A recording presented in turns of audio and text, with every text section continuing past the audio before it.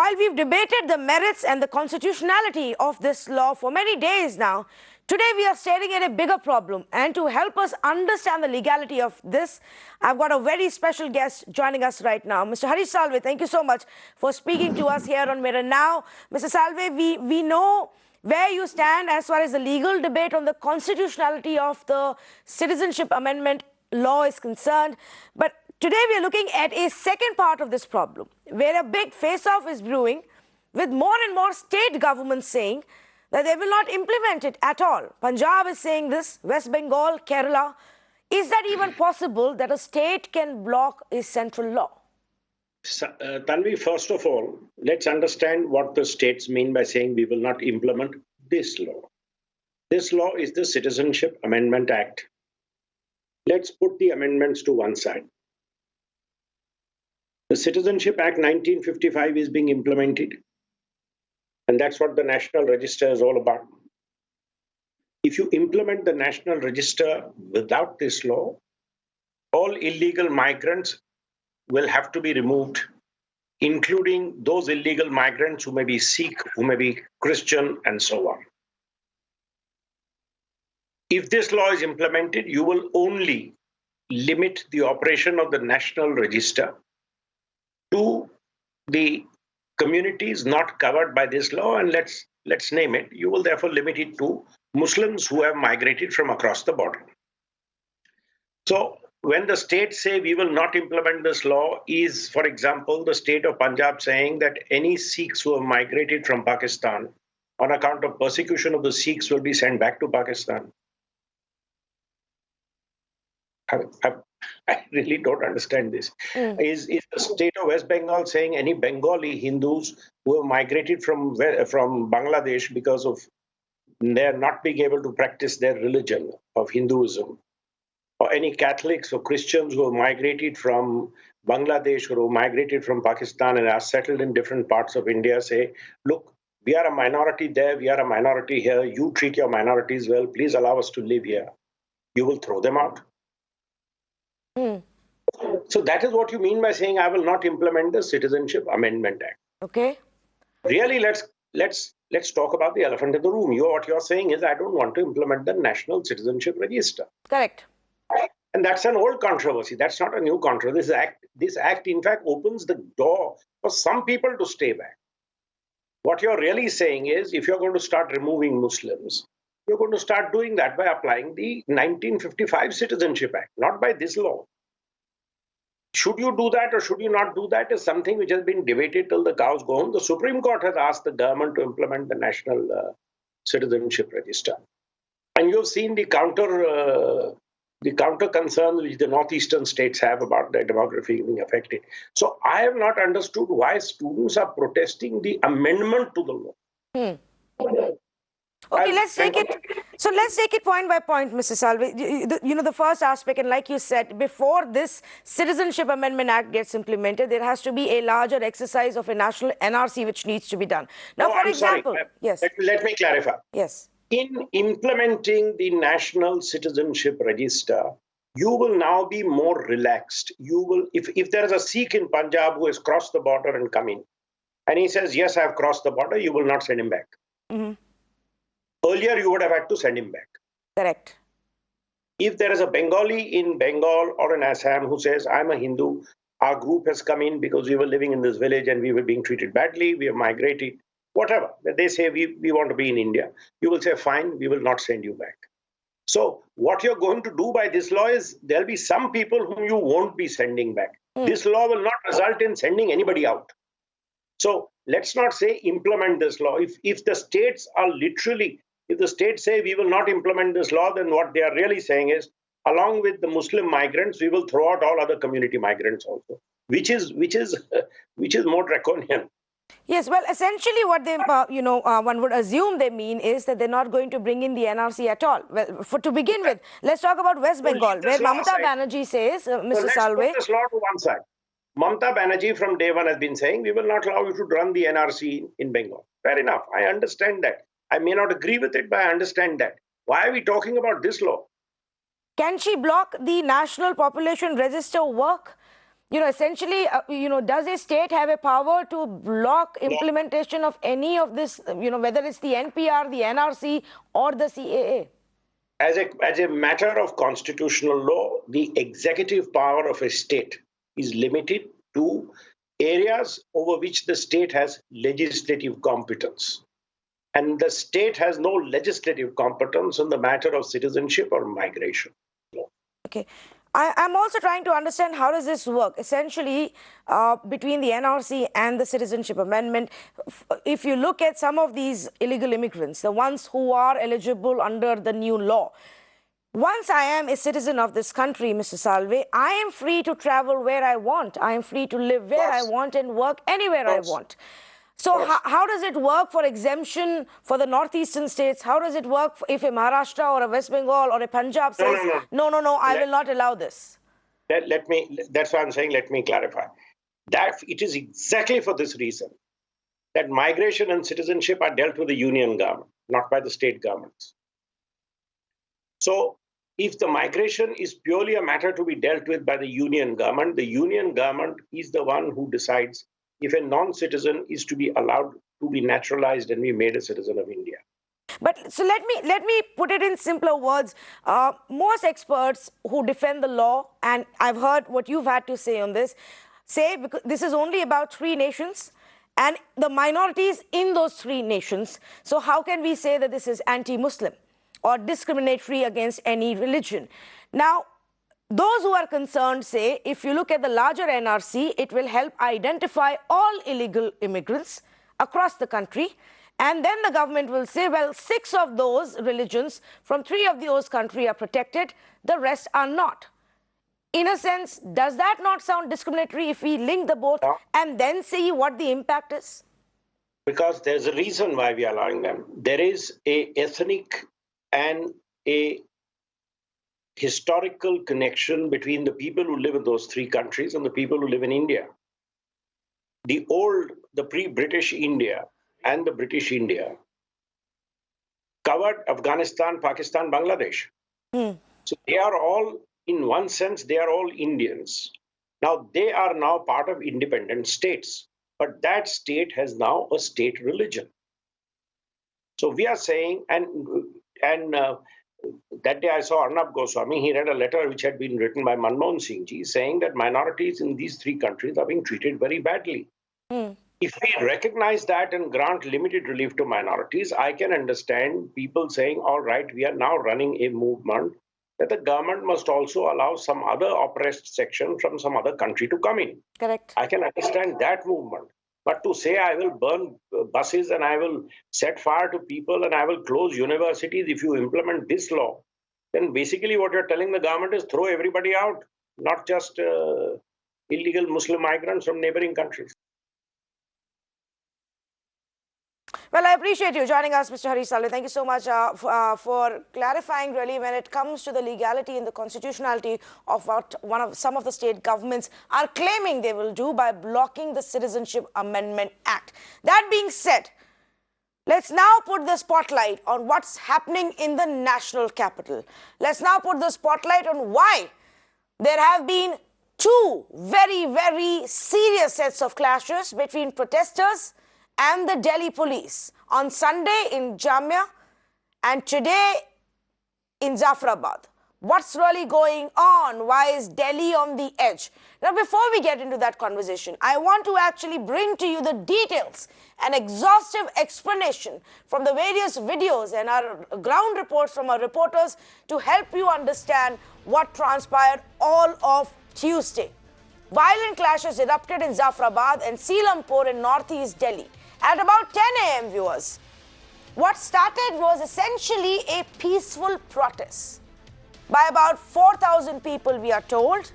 This protest was in solidarity with the Jamia Millia students against the violence that unfolded on Sunday and, of course, largely also against the Citizenship Amendment Act. But very quickly, in the next few hours, it turned ugly and violent, to the point where even school buses were not spared. A school bus that was carrying students on their way back home was targeted. Public property was vandalized. By about 2 p.m., additional forces then had to be sent to this part of northeast Delhi to disperse the crowd. And for a bit, there was actually a bit of calm, peacefulness that we saw, but then violence again spiraled out of control with more stone pelting. Around 2,000 people gathered near the DCP office in Selampur. The police had to resort to tear gas shells. The police had to resort to lathi charge to disperse the crowd in that location as well. Some very, very shocking visuals have actually emerged through the day. And in the one that's on your screens right now, you can see how the protesters, these miscreants with their faces covered like that, are actually vandalizing school buses and attacking police officials. So over the next half hour, as we bring in our experts to help us understand why Delhi is on the boil, I will also keep getting you the reports and explain to you what exactly happened in the national capital and why is it that we are actually looking at. Let's begin with one of the first reports. What happened, one of the initial instances when the violence got ugly and buses were targeted. Visuals emerged of miscreants pelting stones at these buses. Times Network's Bhavtosh sent us this ground report from inside the school bus first and then the second one, and that entire area, even as clashes were taking place on the other side. Take a look. Just look at at least 20 to 30 stones are still lying inside the bus. That's how they attacked it. They even took off used sticks like this to damage the bus. And this is the school bus. The kids had to virtually, Amit, the kids virtually had to flee. Now, this is the bus we are talking of. This is the school bus, and this was also in fact attacked. So that's the extent of damage that happened here. We are still very close to the place where violence broke out. The police have said that things are under control. Most of the residents have been asked to stay indoor. That's 2 vehicles which have been damaged, but there are other. I can ask Amit to just show the visuals. These are the kinds of bricks and stones that were thrown on the buses, on the police, and the police had to use very heavy force. In fact, 100 rounds of tear gas shell have been lobbed. We don't know the extent of injuries that have happened, whether police personnel were injured. Police from several neighboring districts have also been called in Northeast. It's a very crime-prone area. This place has witnessed violence even in the past. In 2006, at least 2 persons died, and a DCP suffered serious injuries when he was attacked by a mob. The protesters, who then managed to push the police back, also entered and vandalized a police checkpost in Zafrabad. Evidence that may have been collected for various cases. Case files themselves were burned, the entire place vandalized, even police motorcycles were burnt. Take a look. There's a lot of tear gas smoke here as well, but in between, what we can show you is the fact that evidence, it seems, has also been destroyed in the middle of all of this. You see that particular container, it was being used by the Delhi police to keep all the important information, all the all the papers that you essentially see here are from various cases which have been essentially used by the Delhi police time and again. Inside this particular check post as well, you would see papers being burning. These were crucial evidences perhaps which have also been destroyed by the protesters. So certainly, it does seem that there were certain violent protesters who were also aiming and gunning for such things, because many of these that we've read often also read of important documentation. Posters have been completely ripped off. Perhaps very important posters, obviously signifying that the police had wanted all these men at some point or the other. But at the same time, amidst everything and the tear gas that has essentially been extensively used to disperse all of the crowd here as right now, what we can show you is again, a lot of stones which have perhaps been removed. And you can see, even as Mohit is actually bringing you that report, he's struggling to breathe. He's struggling to even talk. It's not just the generic Delhi pollution. This is happening because tear gas shells had been launched at such a large scale that reporters who were there, even after the violence took place, were still struggling to breathe. At about 3:45 p.m. then, the police had managed to detain some of these protesters. Tear gas shells were used to push the protesters back, but they were not willing to relent. And again, you would see sparks of protests here and there in one lane or the other on another street, from this one to that one. Mohit Sharma also got us this another ground report immediately after the clashes erupted in the area. Take a look. We are right in front of the Jafrabad police station, and inside several of these protesters have been detained. But what we can show you is the fact that this is the exact confrontation point between the protesters as well as the police. Right in front, you see protesters, some of them still throwing in stones, and it's while it's even very hard to breathe in these kind of situations, especially given the fact that there is ample amount of tear gas shelling that has already happened. There is a lot of tear gas that is here. You see even the police personnel are cuffing, but the protesters, it seems, are not still moving. You see the protesters there in large numbers, essentially ensuring that they continue with the protest. And now, before I bring in our experts, I want to bring in some more voices of locals in Selampur who witnessed this incident, claimed that after the peaceful protest started, there were others who came in buses, who came from outside the area with their faces covered in masks and resorted to violence, and that is when the situation actually got ugly. Seelampur जो red light है, इसके पास ही वहाँ धरना देके बैठे थे जी। तो road चल रहा था, कोई दिक्कत नहीं थी। अच्छा, नॉर्मल धर्मा चल रहा था जी। पीछे से बसें भर के आई, बहुत सारी लोग आए। तो लोग आने के बाद एकदम हंगामा हो गया, हाँ नारेबाजी शुरू हो गई। तो उन्होंने बसें वगैरह, ये शीशे वगैरह तोड़े, तो इसलिए पब्लिक ने भागदौड़ होगी। तो फिर हमने ताला वाला लगाया कि अपनी सेफ्टी के लिए। तो आप लोग ने डर के मारे तुरंत यहाँ पर लॉक ताला लगा दिया कि पब्लिक अंदर आएगी। तो यहाँ पर जो लोग इकट्ठे थे, जो लोग यहाँ पर इकट्ठे थे, उनमें से यहाँ के लोग नहीं थे मेरे ख्याल से। ये कहाँ से आए थे लोग? ये सर ये मालूम नहीं है हमें कहाँ से आए थे। जी जी बताइए। मैंने देखा था अपनी आंखों से कि लोग गाड़ी में भर के आए थे लोग। अच्छा, गाड़ी में भर के आए, बाहर के लोग थे जी। जो यहाँ पे रोकी, उन्होंने नाले के उस पार गाड़ी रोकी और गारत की गारत आई। उसी वक्त हमने आके ताला लगाया। तो ये जो बस आई थी, वो वाली बस वाले लोग चले गए? वो बस वाले लोग से पहले ही लोग है ना आए थे। वो गुंडे लोग अलग ही शक्ल से नजर आ रहे थे। अच्छा, बाहर के लोग थे वो। तो उन्होंने क्या किया? पहले बस उन्होंने पथराव कराया गाड़ी पे, नहीं तो शांति से बैठे थे यहाँ पे लोग। अच्छा, ये तो लोग शांति से यहाँ। अच्छा, मतलब आप ये कहना चाहते हैं कि कुछ लोग यहाँ पर आए थे जो कि प्रोटेस्ट कर रहे थे, पीसफुल प्रोटेस्ट चल रहा था, लेकिन अचानक से कुछ बाहर के लोग आते हैं या कुछ लोग? हाँ, 2 बजे लोग आए बाहर से, उन्होंने ये काम कराया यहाँ पे। अच्छा, लगभग 2 बजे करीब कुछ लोग और आए, बस में आए हैं जो गुंडे लग रहे थे। अच्छा, उन्होंने ये काम कराया। उनके हाथ में कुछ हथियार वगैरह भी था? कुछ नहीं था, पत्थर थे सर, पत्थर। डिवाइडर पे खड़े होकर मैंने भी देखा है कि डिवाइडर पे खड़े होकर बहुत अच्छे से प्रदर्शन चल रहा था। डिवाइडर पे 4-5 लड़के खड़े होकर इस तरह पथराव कराया, क्योंकि ये सीलमपुर मार्केट चौक वाला पड़ता है। यहाँ से पथराव हुआ, उसके बाद फिर पुलिस ने रिएक्शन कराया जब आए।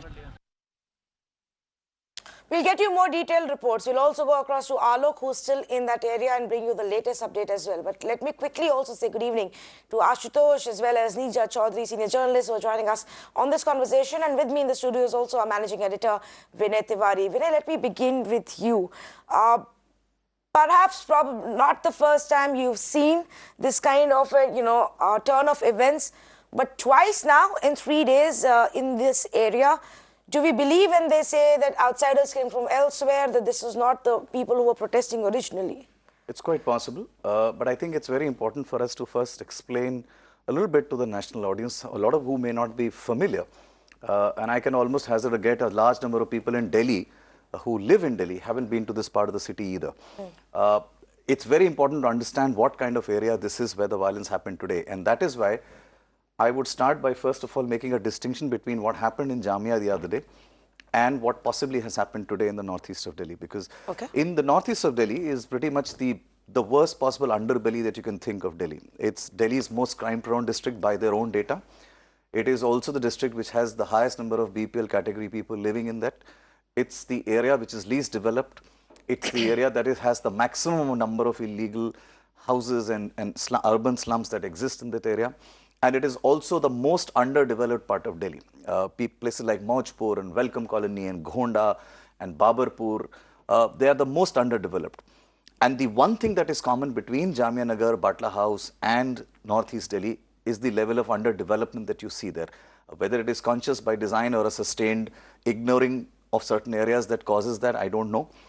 But you will clearly see that these are areas that are really underdeveloped. Civic amenities are not as good as their other parts of the city. And that contributes to the fissures that exist in the smart between the police as well as the people there. Remember, in both Jamia Nagar and the surrounding areas as well as Northeast Delhi, the trust between the police and the people there is next to zero. And it is not new. All through the 90s, I've covered maybe 6 to 7 riots of exactly the same nature on exactly the same street in exactly the same form. It's historic. In the last 25 to 30 years, this stretch of Delhi always sees a flare-up over the smallest and the most trivial of issues you can think of. So what caused it today? We don't know. Clearly, it was instigated. Clearly, it was by design. Clearly, somebody wanted to convert a peaceful demonstration into something violent. Who did that? Of course, that inquiry can establish. But definitely, I am making this distinction because I think violent incidents like what happened in Jamia and what happened in Northeast Delhi are doing an injustice to the very legitimate agitation that is happening in many parts of India over the law that has now been made. It's taking away the attention from the legitimacy of the protest to making it sound like a violent protest where only lumpens are involved. So is that the deliberate design then, Ashutosh? And you also know, that entire area very well, and you understand also the politics of that city. Is it by design that somebody wants to derail the entire peaceful protest and take the attention away from the real issue? See, I think Vinay has very aptly described this particular area. This area I had visited many, many times. And whatever Vinay has described and whatever the detail the Vinay has given, I think it's exactly the same. See, there are the two patterns which is emerging between the Jamia incident and this incident. In both the cases, firstly, there was a peaceful protest and there was a peaceful march which was happening. No incident of violence. And suddenly, people come from the outside and then they disturb the peace. So that means somewhere down the line, I'm still not being able to exactly figure out, but somewhere down the line, it is linked with the elections, the Delhi Assembly elections, which is supposed to happen in the month of January last week or the first week of the February. You cannot discount that. So there might be some part of the competitive politics involved here also vis-a-vis Assembly election. The point number two, which is very important, this area is so underdeveloped and there are so small bylines in these areas that even if the police want to control mob in these bylines, it will be very, very difficult. Somehow it is worse than the Chandni Chowk bylines, but similar on those lines. And there are many bylines, lanes where the police even will not like to enter inside. So if something explosive happens in this area, it will be very difficult to control for the police. And we all should condemn the violence which has taken place today in Silampur or has taken place in the Jamia, because we cannot afford to have explosive situation and the violence happening in this city. Oh yes, absolutely. In fact, just what you were describing, Ashutosh, is what our reporters also saw on ground when police was trying to calm the situation down. There is this huge crowd, and that's the visual on the screens right now, huge crowd in one of these small little lanes, the by-lanes, and the police is just standing at the edge. They know that they can't get inside right now and bring out those protesters and detain them. That's going to be very risky. In all of this, I find it very interesting that they were using drones. Perhaps there is some science to it and some logic to it. No, but when the crowds are so huge and so angry and pelting stones, one of the drones was actually in the hand of a protester. Yes, they were doing it. In fact, look, drones is a new technology that they now have. I mean, earlier, I remember in all these riot measures that the police used to take earlier, what Ashu is describing is what actually is the case. The police is unable to find out where the mob is hiding. Okay. And that's the part of area where in topography you need to cut off street access, because there are myriad lanes and bylanes within Silampur and Maujpur and Gonda and Babarpur, all next to each other. And those bylanes, frankly, it's very difficult even for any policeman, unless he's from the local police station, you cannot actually navigate them. Okay. It's important to block access when a mob attack happens. And the drone is pretty much used to figure out where the mob is so that they can block access and basically trap them within so that they can be rounded up. So it's an effective thing that they've done. Now it's available. It wasn't available for a very, very long time, of course. Okay. Neerja Chowdhury, I'll request you to just be patient for a couple of more minutes because I just want to go across to Alok. He's still standing there, you know, at that location. Things have been quiet for a few hours now. Alok, what's the latest? You know, what have you gathered? Has the police you know, picked up more people? Any details that you're picking up of the investigation?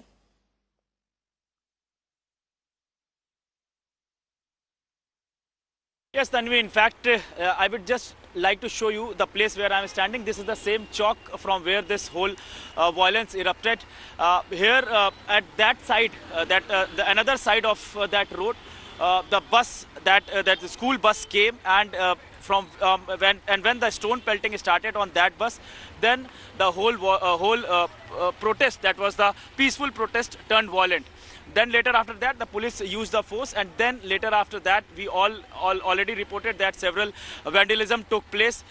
Then police took action. Around 21 persons got injured in this whole violent act, and out of them 16 are policemen, 6 are from the local people. This is the figure that given by the police. But as of now, the situation is bit calm now because of the with the help of the Aman committee members, those people who are living in this particular area, they in fact requested the people, those who are protesting, so that they could be calm at that point in time. And later after that, you can see behind me, the situation is now little bit normal.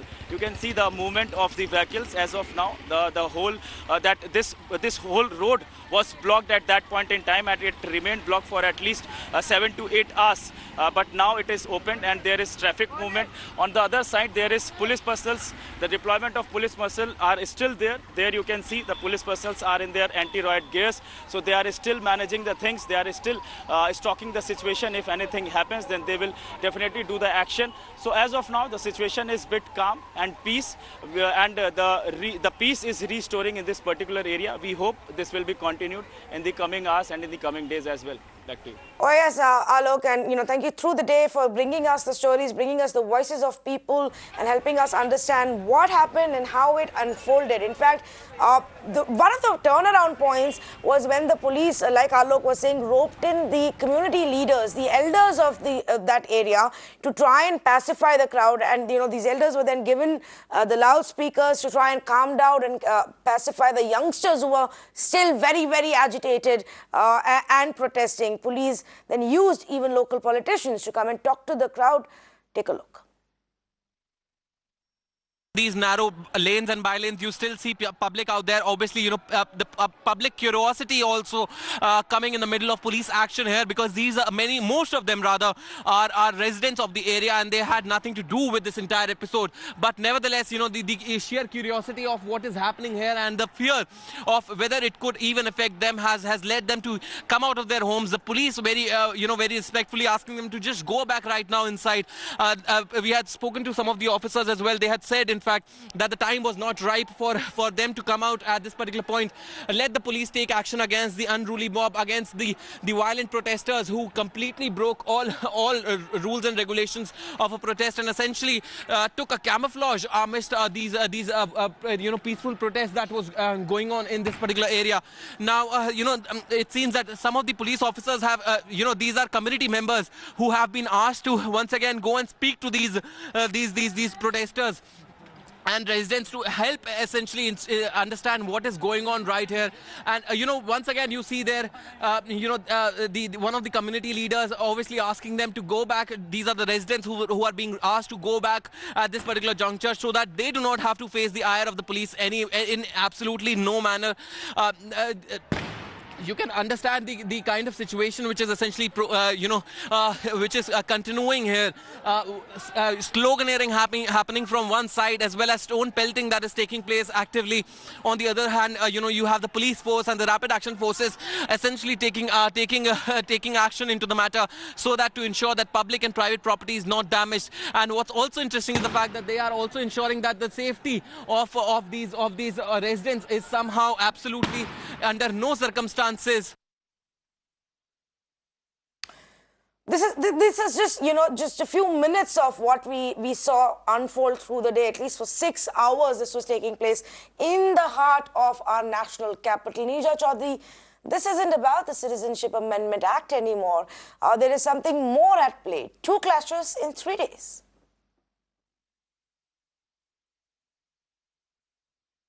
I think you're right. There seems to be a pattern emerging. If you watch the video clips that we've seen over the last 2 days of Jamia and today here in Northeast Delhi, that there have been peaceful protesters in Jamia, the students, in here the people, and suddenly you've had miscreants come and take over and start to pelt stones, and you have had police react very sharply in the case of Jamia, going inside the university, and what we saw in the library and the shattered pane and the blood on the ground, etc., and the students were beaten up. So who are these miscreants? Where are they coming from? So number one, what is called for is immediately the setting up of an impartial, possibly a court-monitored inquiry, because as citizens of Delhi, we need to know who are these people behind this violence. Is it calibrated? Is it deliberately planned? If so, with what purpose in mind? And Ashutosh was right. There are elections down the road. Has it something to do with that? Secondly, I think, what is happening is the real right of the ordinary people to protest against something peacefully, non-violently, is actually being undermined. Tomorrow, people, if they sit on a dharna and miscreants come and take over the whole show, the peaceful protesters are going to be blamed for the violence that takes place. So tomorrow, people are going to think many, many times and say, do we sit here or not?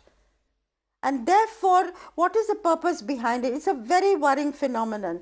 And as people of Delhi, I think every colony now needs to be vigilant, because I hope this is over, but it may not be over. Again, because there is competitive politics at play, election down the road, and these community leaders, the vigilant committees that need mohalla committees, now need to come up in every single colony and guard against this happening and the city really spinning out of control into violence. But it is so unfortunate. We've got to make sure that what we've seen in the last 3-4 days doesn't happen. Yes, and it is so unfortunate, Vinay, because not only are we taking the attention away from what could be a serious conversation and is a very real issue, we're also targeting students and, making them the victims and the guinea pigs, and this genuine students who simply wanted to protest and raise their voice. And we are saying that even in 2019-2020, a election in this country still focuses on dividing people on communal lines. Yes, and I think that's the point I made as well, which Neerja is saying, which is very, very correct. Look, there is a very legitimate expression of protest that is happening in many parts and in many campuses and other places, which should be a necessity in a democracy. Yes. Much like the Home Minister today said himself. I mean, in an interview just now to our network, he said it himself that there should be legitimate protest. Why not? But my worry comes that whenever you start building a pattern in the violence that seems to have erupted in each of these protests, it starts looking like all the protests that are happening are turning into violent acts, which is not the case, because these are not the people who are actually violent in any case.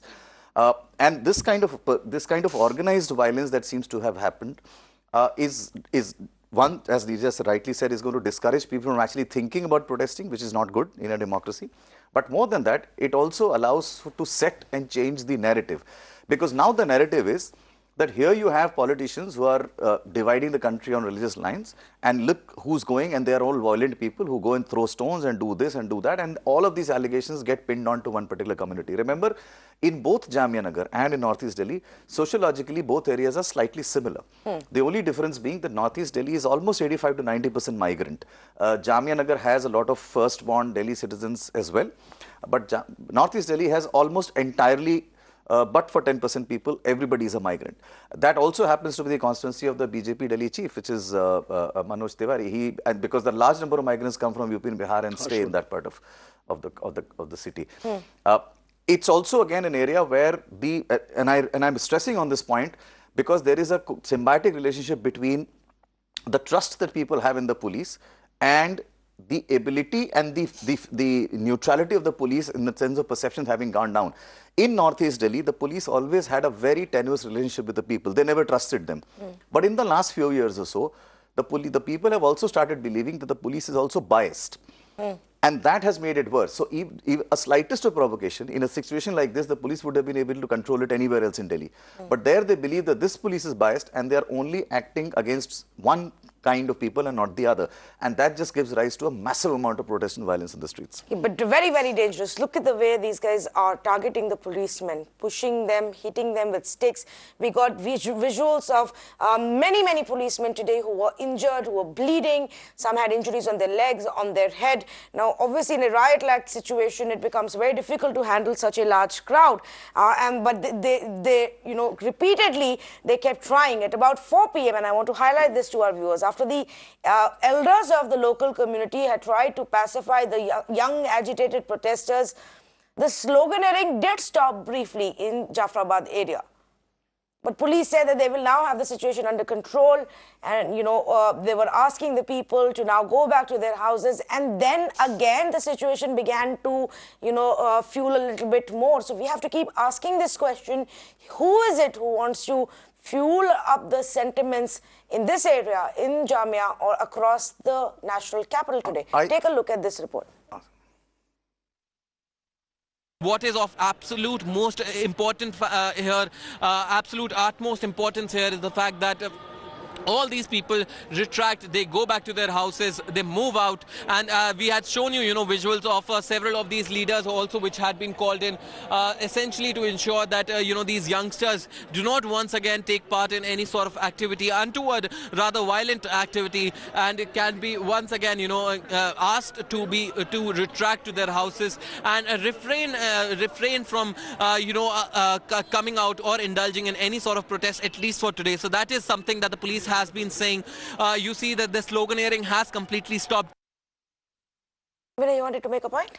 No, the only thing that intrigued me slightly was this, which is, everybody in Delhi police, even a young new recruit will tell you that this part of the city is slightly volatile. I was a little surprised by the advanced security arrangements for even a peaceful protest, because enough and more Delhi police officers know that things can go wrong in an area like this fairly quickly.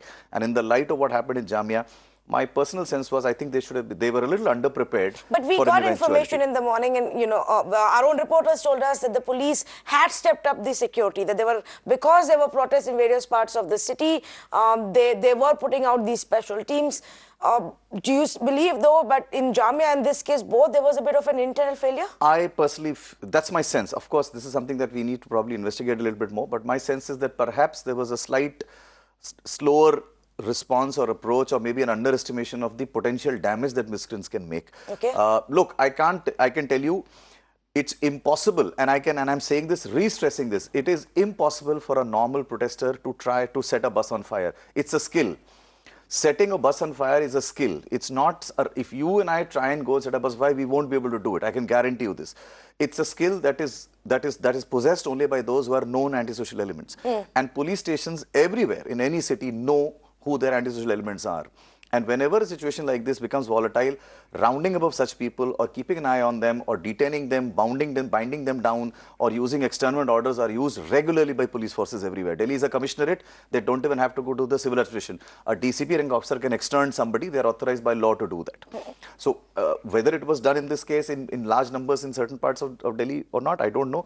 But clearly there has been some slow response in terms of anticipating problems. In fact, Vinay, because you brought up the point of burning buses, and that was one of the key highlights and turning points in the Jamia Millia protest, the protests that happened outside the university and then turned very ugly. And there was a lot of blame game and, charges and counter charges about who started it and whether it was the protesters, whether it was the students, and the students in turn saying, no, it was probably the Delhi police. Now, visuals of the violence, visuals of that day have now emerged.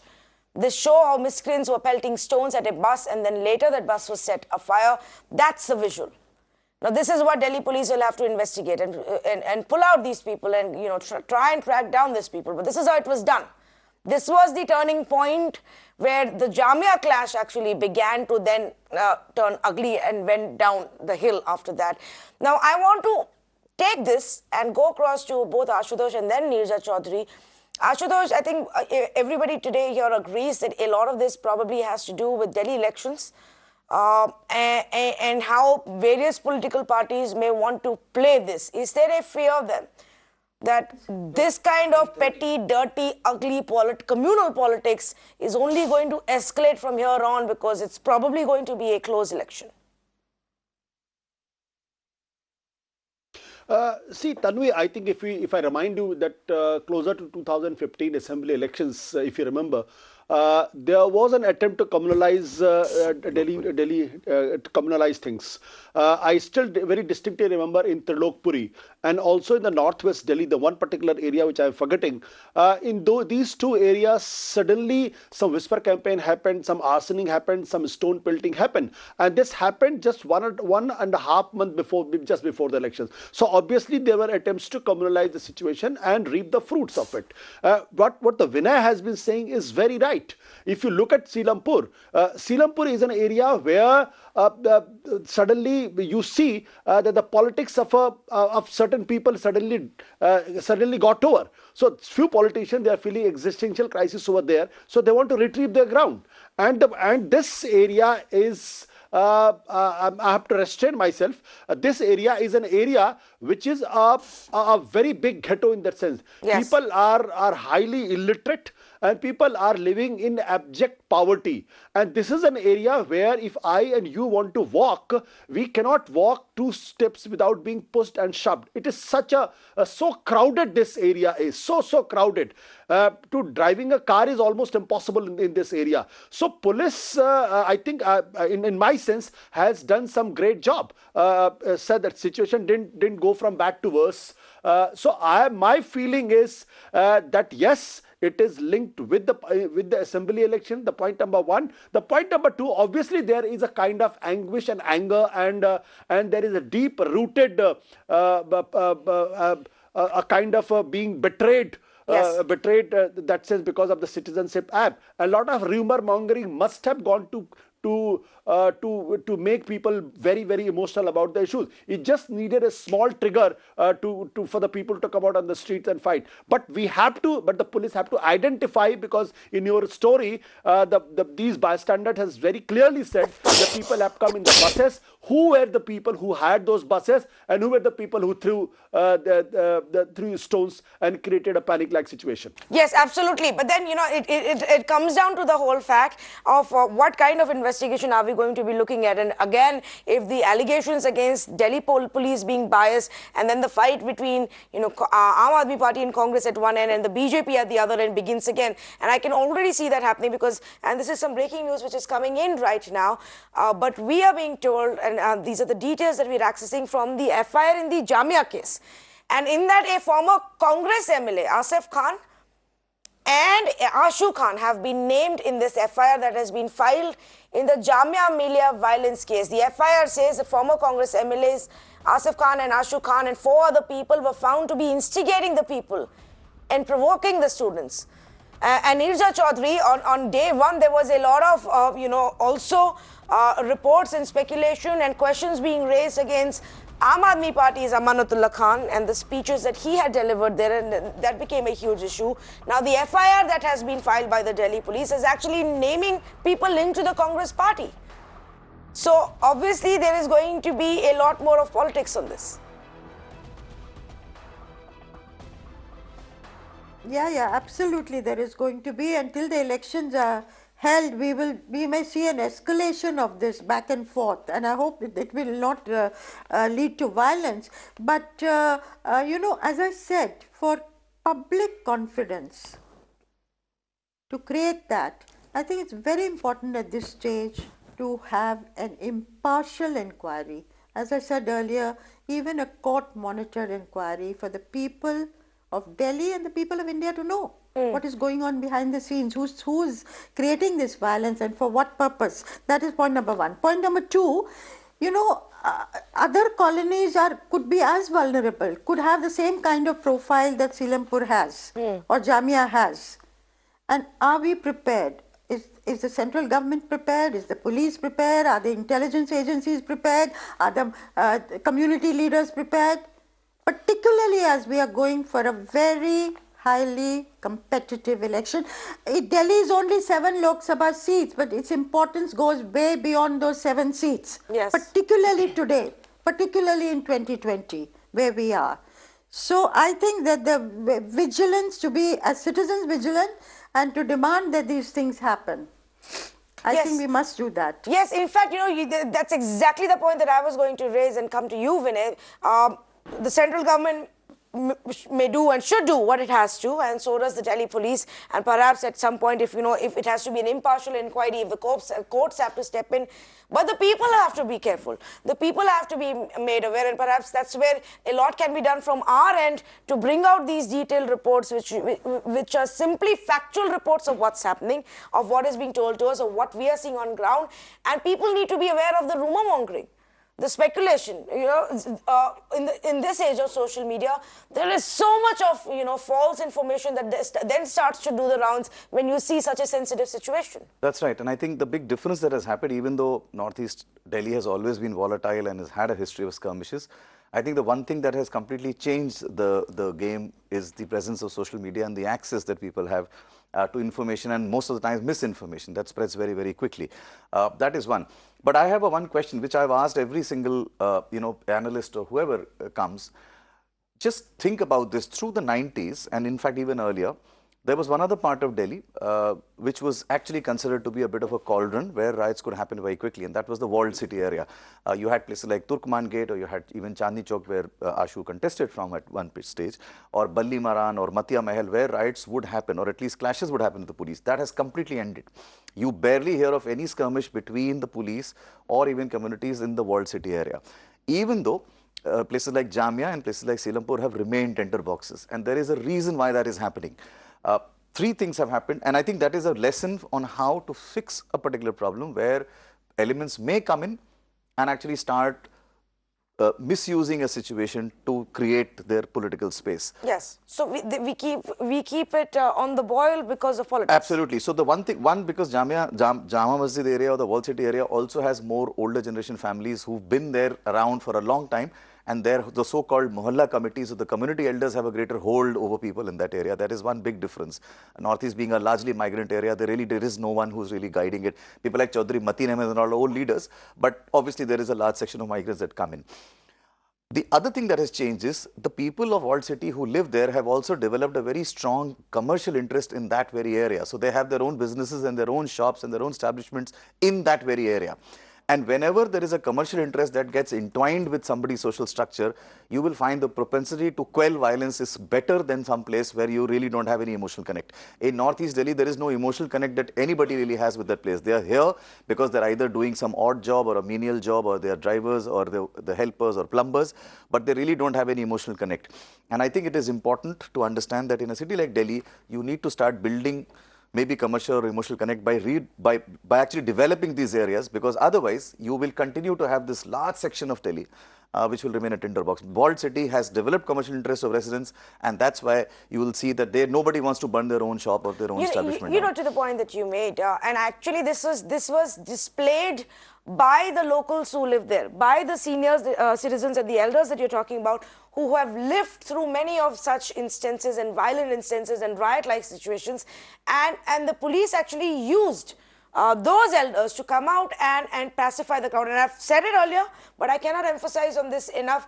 And I'm going to play out that report. So thank you to Neerja Chowdhury and to Ashutosh for joining us on this special conversation, where the idea simply was to bring about a 360-degree coverage of what happened today, linking it to what happened in Jamia, and then asking the question of who is trying to really ensure that Delhi continues to be on the edge. And I think our three senior journalists have provided great insights into that. But take a look at this report that Bhavtosh Singh filed for us.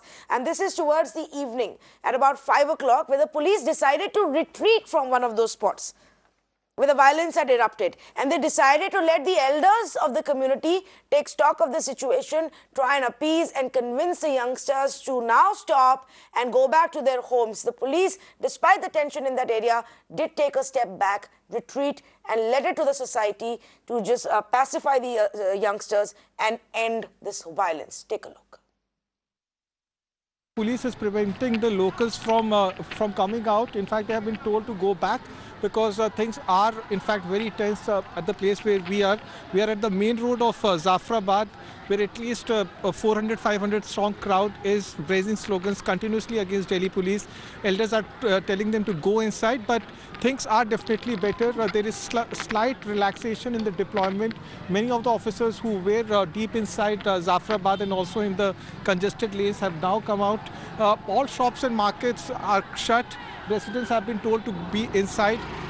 Uneasy calm, but Delhi police have said that this deployment will remain as strong as it is now till late in the night, because they do suspect that criminal elements or even miscreants will use this opportunity to carry out protests, because you can still hear the slogan shouting that is continuously going on even as the police makes a retreat. The elders in the area have said that they will ask these youngsters to go inside, and what the police have done is that they have decided to go inside, to move from that area, and as they were crossing that particular stretch, you can hear the kind of provocative slogans that are being made so that police retaliates at them.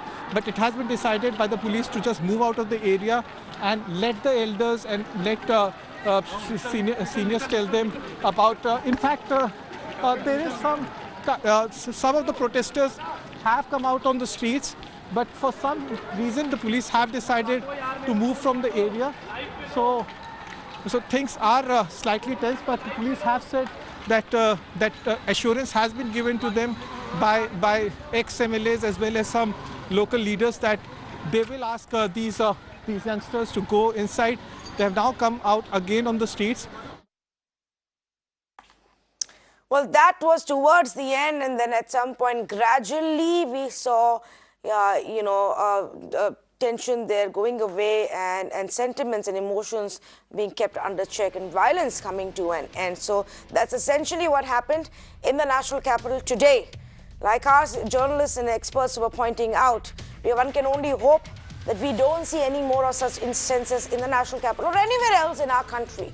This isn't what the protest is about. This isn't what youngsters or any other Indian in this country who's unhappy with the Citizenship Amendment Act wants to do. This is sheer violence. This is sheer hooliganism and lumpen behavior, which is not acceptable. This is not a way to express dissent or even oppose a legislation that the government has brought in. This is a clear attempt by politicians to derail a genuine protest. This is a clear attempt by lumpen elements and politicians to hijack a peaceful protest. Do not forget that Delhi is headed for elections, and it is going to be a very hotly contested election between the political parties. So it is up to us, the citizens, to turn around and tell the politicians, no, we are not going to fall for this. No, this ploy, this communal divisive ploy that you use again and again in our country ahead of elections will not be acceptable. No, fake news and false news and inciting hateful speeches will not work anymore. It is for us to draw the line and say, we're not going to fall for that trap anymore. This is not the way elections should be fought. Stop dividing our country just for your own vote bank. Thank you so much for joining us on this conversation.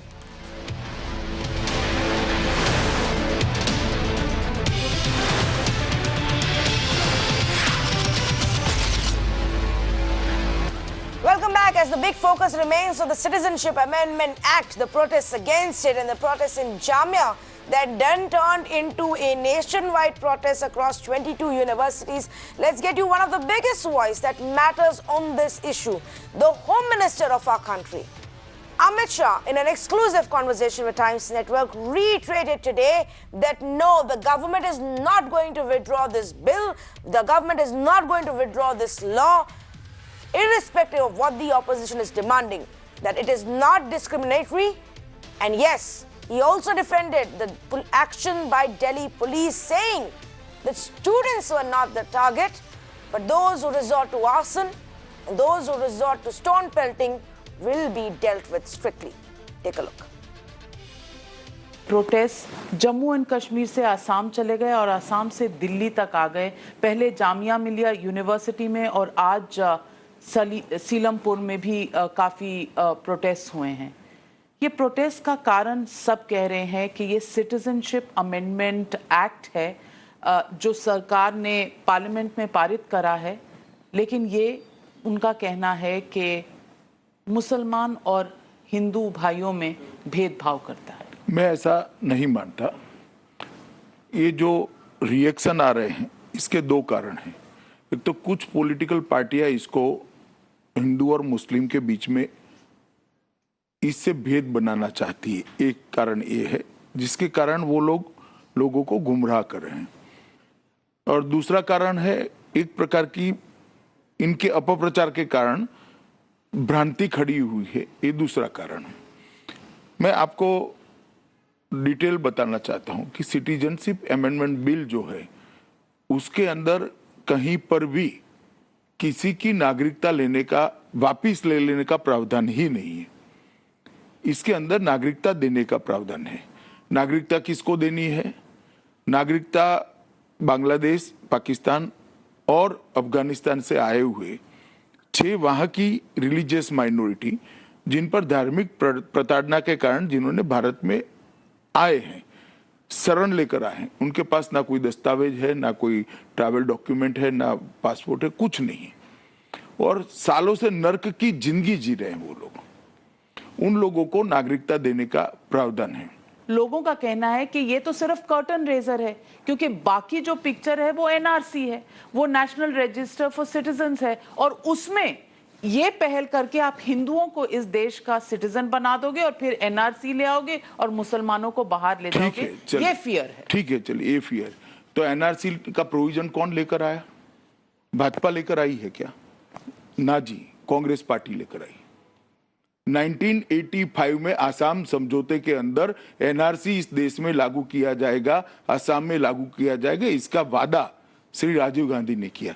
और मैं आपको बताता हूं, नागरिकता कानून 1955 के अंदर clause 14A add किया गया, 3 दिसंबर 2004 को नोटिफाइड किया गया।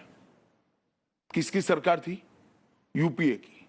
भारत सरकार को एनआरसी बनाने की शक्ति जो मिल रही है वो क्लॉज 14A से मिल रही है, जो 3 दिसंबर 2004 को लागू किया गया। तो कांग्रेस पार्टी लेकर आई है। उसके बाद में इन्होंने 2009 के अंदर इसके शेड्यूल में 4A जोड़ा, जो एग्जैक्ट एनआरसी का प्रोविजन है। अब कांग्रेस पार्टी कह रही कि आप क्यों कर रहे हो, तो आप क्यों लेकर आए थे, और लेकर आने के पीछे का तर्क क्या था? ये पूरे एक्ट को कांग्रेस के समय में बनाया गया, और मैं मानता हूं कि ठीक बनाया गया है। दुनिया में कोई देश ऐसा है जिसके नागरिकों का रजिस्टर नहीं है? क्या कांग्रेस पार्टी कह सकती है कि बांग्लादेश और पाकिस्तान, अफगानिस्तान से सारे मुसलमानों को यहां नागरिकता दे दो? आपने पार्लियामेंट में ये सब कहा, फिर भी आज देश में प्रोटेस्ट और अनरेस्ट है, और ये यूनिवर्सिटीज में है। अभी भी आप इसको बहुत बड़ा चढ़ाकर मत करिए।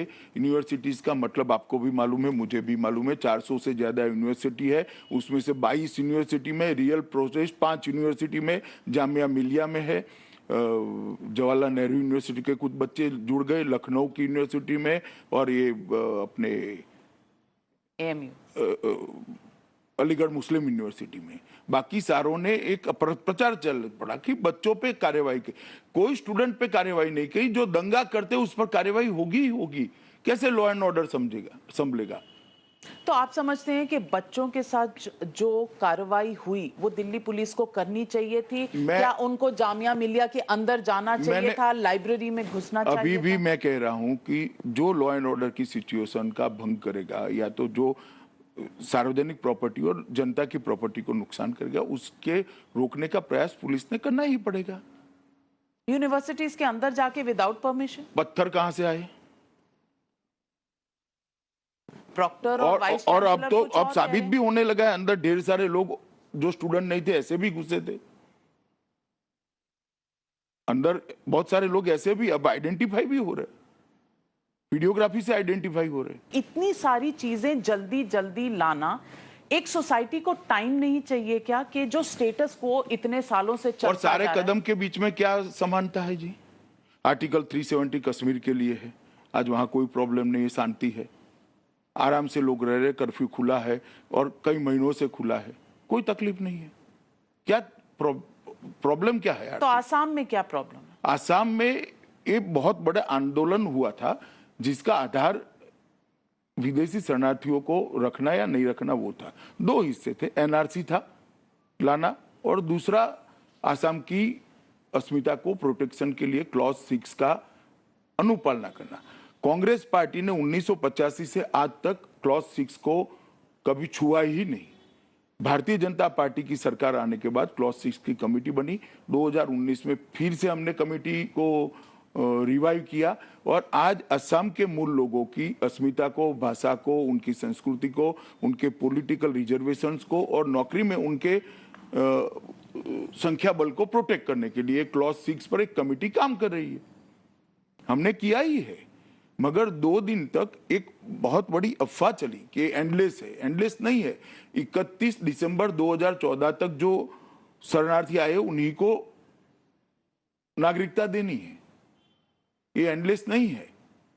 और एक क्लैरिफिकेशन होने के साथ ही नॉर्थ ईस्ट के अंदर धीरे धीरे शांति हो रही है। एनआरसी की एक्सरसाइज हुई जिसमें 19 लाख लोग एनआरसी के दायरे से बाहर हैं, उसमें काफी सारे हिंदू हैं, इसीलिए उनके लिए अमेंडमेंट होगा, उनके लिए प्रावधान। उनके लिए नहीं हुआ है। सिर्फ 5 लाख लोगों का सवाल नहीं है, लाखों करोड़ों लोग हैं जिनका अधिकार है।